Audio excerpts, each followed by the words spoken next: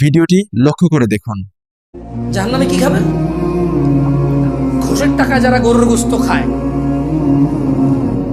সুদ, দুর্নীতি, মিথ্যাচার, অত্যাচার, জুলুম করে যারা ভালো মন্দ খায়, ভালো মন্দ পরে, আখেরাতে খাবার কি?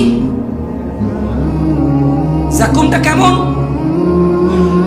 গলিত তামার মতো, যেটা পেটে যায় ফুটতে থাকবে। কি করতে থাকবে? হ্যাঁ, পেটে যায় কি করবে? ফুটতে থাকবে। সুবহানাল্লাহ। ফুটন্ত পানির মতো ফুটতে থাকবে। বলা হবে, ওকে ধরো, অতঃপর তাকে জাহান্নামের মধ্যস্থলে টেনে নিয়ে যাও, তারপর তার মাথার উপর ফুটন্ত পানির আযাব ঢেলে দাও।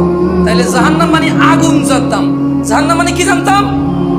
আজকে এখানে কি জানলাম? খাবার আছে। কি আছে? জাক্কুম। কি এটা? কেমন? গলিত তামার মতো। এরপর ধরে নিয়ে এসে কি ঢালবে? কোথায় ঢালবে? কোথায় ঢালবে?